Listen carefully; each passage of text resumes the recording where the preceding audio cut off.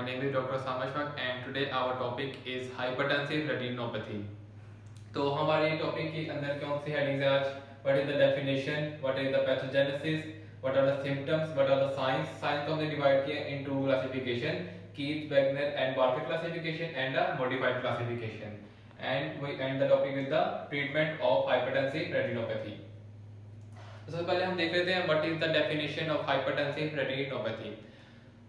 Hypertensive retinopathy आप इसकी definition इसके नाम से निकाल लें, pathology of retina in the patient with hypertension. ठीक है, व्हाट मतलब changes in the retina in a patient with hypertension या changes in retina due to hypertension.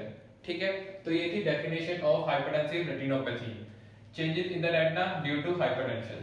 ये होगी डेफिनेशन. अब हम देखते हैं what is the pathogenesis of this disease. तो पैथोजेनेसिस में 3-4 मैकेनिज्म आते हैं. तो सबसे पहले हम देखते हैं देयर इज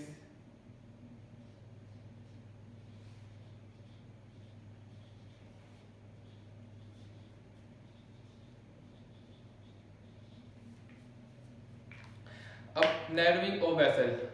अब हम पढ़ चुके हैं whenever the vessel is exposed to high blood pressure for a long time there is hyperplasia of the smooth muscles present in the tunica media. ठीक है, अब क्या होगा, ट्यूनिका अगर यह है ल्यूमेन है और यह है tunica media, tunica intima, tunica media. जब ट्यूनिका मीडिया में स्मूथ मसल प्रोलिफरेशन होगी तो उस वजह से क्या होगा कि जो ल्यूमेन है उसकी नैरोइंग हो जाएगी और जो ट्यूनिका मीडिया है वो ब्रॉड हो जाएगा. ठीक है, तो इस केस को क्या कहते हैं, नैरोइंग ऑफ वेसल या हार्डनिंग. क्योंकि देखें ट्यूनिका मीडिया की जो थिकनेस है वो इंक्रीज हो रही है. ठीक है, so this point is also known as sclerosis of vessel due to hyperplasia of the smooth muscle causing arteriolosclerosis. There is a vasoconstriction.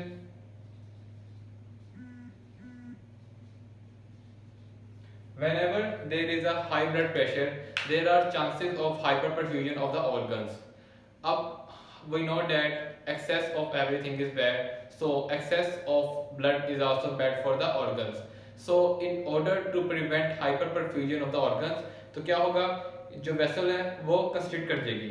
So there will be vasoconstriction of the vessel that decrease the blood flow to the retina. ठीक है, and the third point is increase in permeability.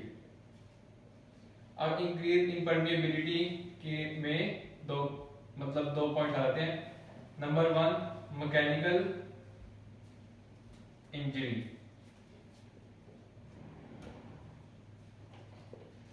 As we know that high blood pressure causes mechanical injury to the endothelium. अब जब endothelium injured होगा there will be inflammatory response. When there is inflammatory response it leads to formation of interendothelial gap, जिसकी वजह से capillary permeability increase कर जाएगी. और दूसरा पॉइंट क्या होता है,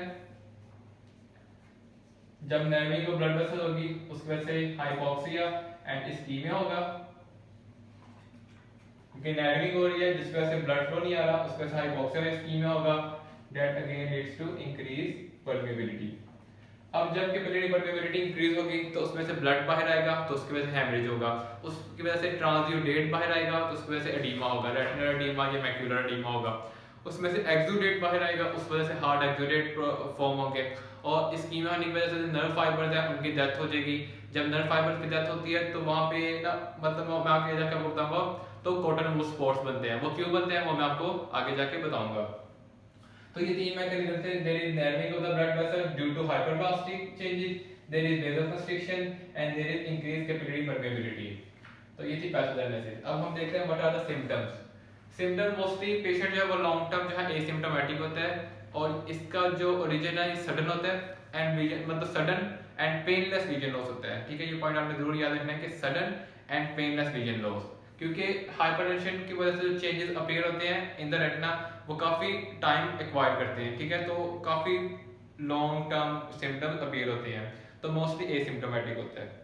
तो अब हम देखते हैं signs related to the hypertensive retinopathy. जैसे कि हम बात कर चुके डेफिनेशन में कि changes in the retina and the retina circulation in a patient with the hypertension. ठीक है, मतलब जब उसमें होता क्या कि फंडस में जो चेंजेस नजर आते हैं, उस बेस पे पेशेंट को कहते हैं कि इस पेशेंट में ड्यू टू हाइपरटेंशन ये चेंजेस आ रहे हैं और इस पेशेंट को ये हाइपरटेंसिव रेटिनोपैथी है।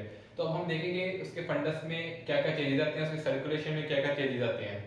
तो साइंस को हम दो क्लासिफिकेशन है, Keith, Wagner and Barker classification, and the other one is the modified classification. It tells about the changes in the old patient and it tells about the changes in the fundal changes in the adult patient. तो सबसे पहले हम देखते हैं Keith, Wagner and Barker classification. अब होता क्या है कि with the passage of time, ठीक है, मतलब ड्यूरेशन ऑफ डिजीज कितना है, तो उस बेस पे क्लासिफिकेशन है।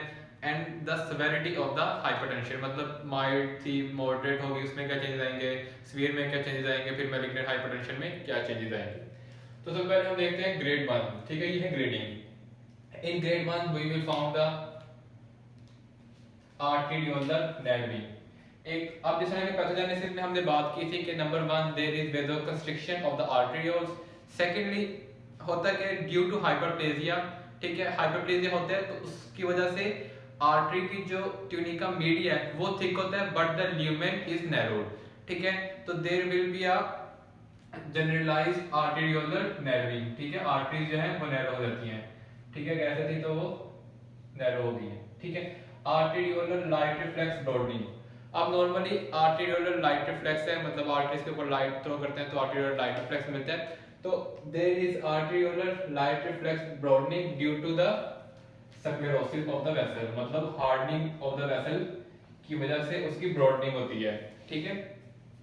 देन देयर इज आर्टेरियोलर, मतलब ग्रेड 2 में क्या होगा, ये चेंजेस प्रेजेंट होंगे, ठीक है, plus arteriolar narrowing further increase हो जाएगी due to further hyperplasia of the tunica media, broadening of the tunica media is increased and the narrowing of the tunica intima is, मतलब जो उसका ल्यूमेन है वो फर्दर डिक्रीज हो गया and there is further narrowing of the vessel, ठीक है।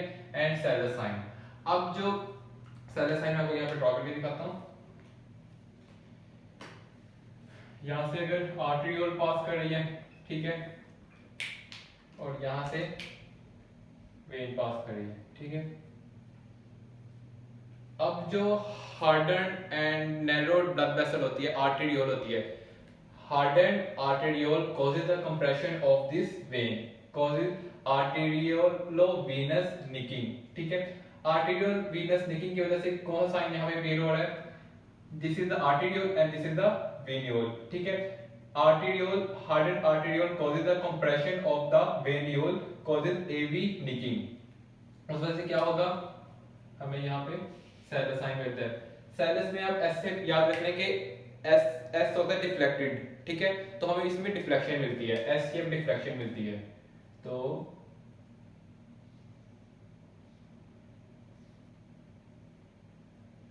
ये कंप्रेशन हो गई है, ठीक है, ठीक है। ये देखें एस शेप की तरह की ना, इसमें डिफ्लेक्शन, मतलब the deflection of the venule after compression, ठीक है। तो डिफ्लेक्टेड वेन्यूल हमें यहाँ पे नजर आ रही है। तो ये था Salus sign due to AV nicking. अब ग्रेड 3 में क्या हो रहा है, जब कैपिलरी परमेबिलिटी इंक्रीज हो जाएगी। अब कैपिलरी परमेबिलिटी के इंक्रीज होने की वजह से क्या होगा, there will be loss of transudate from the capillaries या arterioles into the retina, causing retinal oedema या macular oedema. There will be leakage of protein rich fluid in the retina, causing exudate, क्योंकि हम protein rich fluid को exudate कहते हैं, तो it will leads to the formation of hard exudates.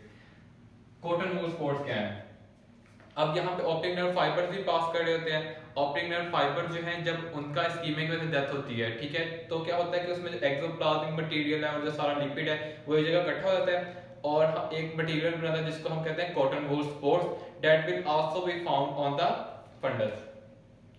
फिर हमें अब क्योंकि ब्लड भी लीक हो रहा है, ब्लड के लीक होने से क्या मिलेगा, हमें वहां पे हेमरेजेस मिलेंगे, तो फ्लेम शेप हेमरेजेस मिलते हैं। अब देखें ब्लड में क्या है, रेड ब्लड सेल्स हैं, तो एक याद करने के लिए ना आप इस चीज को ध्यान में रखें कि ब्लड में रेड ब्लड सेल्स हैं वो रिलीज होंगे तो हेमरेज होगा, क्लियर प्लाज्मा में वो रिलीज होगा तो रेटिनल एडिमा होगा, प्रोटीन्स हैं वो रिलीज होंगी तो हार्ट एक्सुडेट होगा, ठीक है, इस तरह आप याद कर सकते हैं।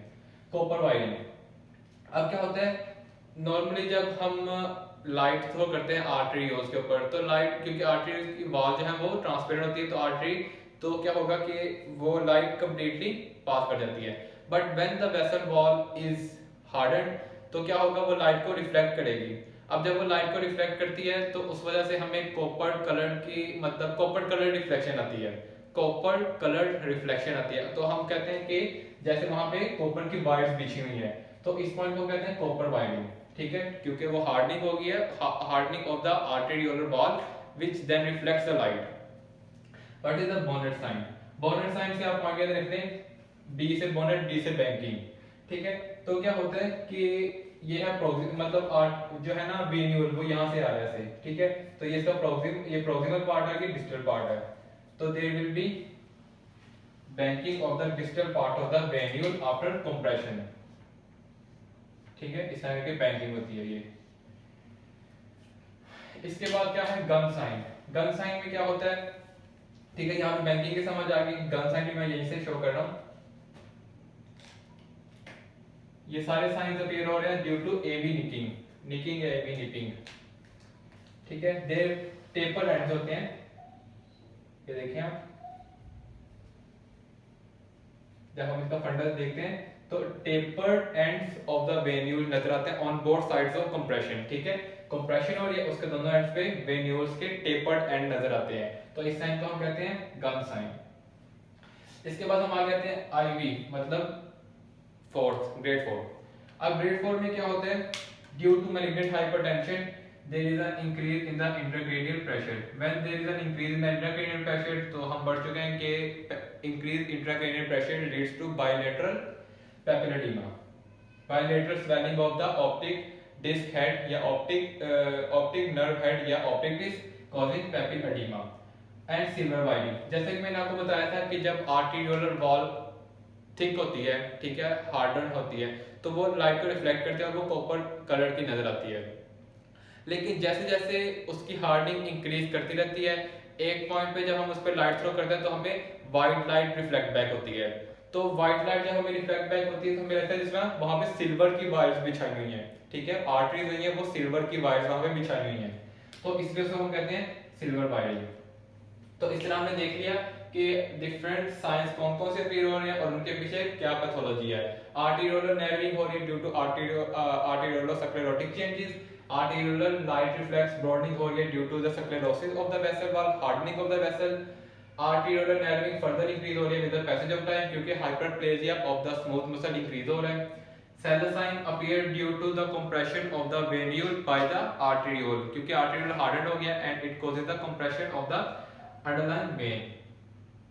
retinal edema हो रहा है due to leakage of the transudate due to increased capillary permeability, exudate due to leakage of plasma protein rich fluid, cotton wool spots, hemorrhage, copper wiring and bonnet sign, gun sign, ठीक है, everything has been explained।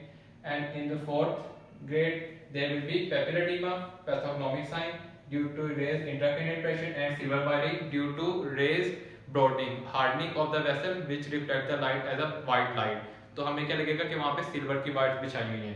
तो ये थी Keith Wagner बार्फेट classification. अब हम next lecture में पढ़ेंगे about the modified classification.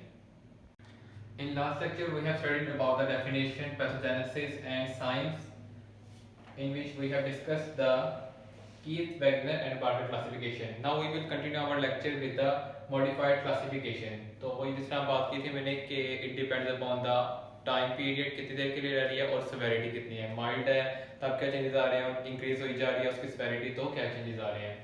तो यहाँ पे मैंने एक normal optic disc normal fundus बनाया है जिसमें ये ऑप्टिक डिस्क है और यहाँ से रेटिनल ब्लड वेसल्स अराइव कर रही हैं, ठीक है, ये आर्टेरियोल्स हैं, this is the central retinal artery and central retinal vein, ठीक है, ये है मैक्यूला, तो मतलब ये राइट साइड का फंडस है, ठीक है। अब हम देखते हैं हर लेवल पे कौन सा चेंज आ रहा है।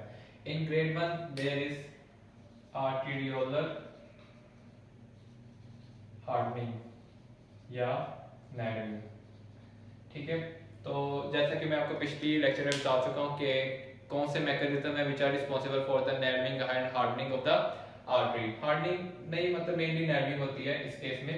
तो नैरोइंग की वजह से यहाँ पे देखें आप ब्लड वेसल अपने नॉर्मल उनका नॉर्मल ह्यूमन है, ठीक है, यहाँ पे देखें नॉर्मल ह्यूमन है, लेकिन अगर आप यहाँ पे देखें there is a constriction, constricted arterioles है, ठीक है, नैरो आर्टेरियोल्स है। ग्रेड 2 में हमें क्या मिलता है, there is a further increase in the narrowing, arterioles की जो नैरोइंग है वो और ज्यादा हो जाती है, ठीक है, मतलब ज्यादा, और मतलब यहाँ पे कंस्ट्रिक्शन स्टार्ट होती है और constriction become more pronounced. Secondly arterioles जो मतलब arterioles start compressing the venules, ठीक है, तो उस वजह से जो मैं आपको बता चुका हूँ कि वेन्यूल्स है ये, ठीक है, उनके ऊपर से जो आर्टरी पास कर रही है, ठीक है, artery is causing the compression on the venules, ठीक है, तो वेन्यूल से कंप्रेशन रहती है। ग्रेड 3 में क्या फाइंडिंग्स मिलेंगी, due to capillary permeability there is a leakage of fluid, जिसकी वजह से क्या होगा, रेटिकुलर एडिमा होगा, ठीक है, तो रेटिकुलर एडिमा को मिसमैच हो देते हैं, और मतलब ऑप्टिक डिस्क का माइल्ड एडिमा होता है, इसके से मतलब थोड़ा सा एडिमा होता है, इसके अलावा बाकी एरियाज में थोड़ा बहुत रेटिकुलर एडिमा होता है, ठीक है, मैक्युलर एडिमा हो जाता है, जिसकी वजह से विजन जो है वो डिक्रीज हो जाती है। इसके अलावा there is leakage of plasma protein rich fluid, जिसकी वजह से there will be formation of hard exudates, ठीक है, तो हमें हार्ड एक्सुडेट्स मिलते हैं। Secondly there is a leakage of blood, ठीक है, उसकी वजह से क्या होगा, हेमरेजेस मिलते हैं, ठीक है, फ्लेम हेमरेजेस मिलते हैं। And lastly ischaemia and destruction या नेक्रोसिस ऑफ द न्यूरॉन्स होता है। जब न्यूरॉन्स डिस्ट्रॉय होते हैं तो एक्सोप्लाज्मिक मटेरियल जो वो एक जगह आके इकट्ठा हो जाता है, जब एक जगह इकट्ठा होता है तो वहां पे हमें क्या मिलता है, कॉटन वूल स्पॉट्स, तो हम उसको ब्लू से मैं ड्रॉ कर रहा हूँ, तो हमें कॉटन वूल स्पॉट्स मिलते हैं, व्हाइट कलर के येलो कलर के कॉटन वूल स्पॉट्स मिलते हैं, ठीक है, तो क्या मिल रहा है हमें, retinal oedema, hard exudates, cotton wool spots, flame haemorrhages, ठीक है। And in grade 4 which occurs due to malignant hypertension, उसमें हमें क्या मिलेगा, papillary oedema. As we know that malignant hypertension leads to raised intracranial pressure. When intracranial pressure is raised, it leads to bilateral swelling of the optic nerve head या optic disc, leading to papillary edema. तो papillary edema को हम ऐसे show कर देते हैं, यदि optic disc है तो इसके मार्जिन जो है वो काफी ब्लड हो जाते हैं, ठीक है, ब्लड मार्जिन हो जाते हैं, ठीक है, फोल्डिंग्स अपीयर हो जाती हैं, ठीक है। तो अब देखें ग्रेड 1 में हमें कंस्ट्रिक्शन ऑफ द आर्टेरियोल्स नजर आ रही है, ये देखिए आर्टेरियोल्स जो है कंस्ट्रिक्टेड हो चुके हैं, नैरो हो चुकी हैं। In grade 2 there is further increase in the narrowing of the arterioles, ठीक है, and there is AV nicking. In grade 3 there is reticular oedema, there are hard exudates, there are haemorrhages, there is cotton wool spots, and in grade 4 there are papillary edema which is the edema of the optic nerve head or the optic disc. इसके अलावा मैं आपको यहाँ बता दूं कि यहाँ पे फ्लेम हेमरेजेस क्यों बनते हैं। तो अगर आप ये देखें, अगर ये फंडस है और ये ऑप्टिक डिस्क है, तो यहाँ पे जो नर्व फाइबर्स हैं वो ऐसे आड़ होते हैं, ठीक है, ठीक है। अब अगर आप देखें जब यहाँ पे ब्लड लीक होगा, जब यहाँ पे ब्लड लीक होगा then it will accumulate in this like ऐसे, मतलब between the optic nerve fibres वो ऐसे जमा हो जाएगा, ठीक है। अब आप खुद देखें कि जो कैंडल है उसमें फ्लेम भी ऐसी होती है, ठीक है, तो इन द सेम वे जो ब्लड एक्यूमुलेट इन दिस मतलब लेयर बिटवीन द रेटिनल मतलब optic nerve fibres in the form of flame, ठीक है, शेप ऑफ फ्लेम, तो इसलिए इसे कहते हैं flame haemorrhages due to its shape, ठीक है। And grade 4 there is a optic disc oedema and papillary oedema.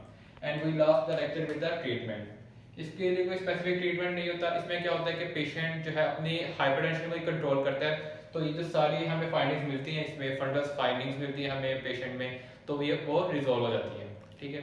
तो यहाँ पे ये लेक्चर कंप्लीट होता है। Hope you will find this lecture helpful.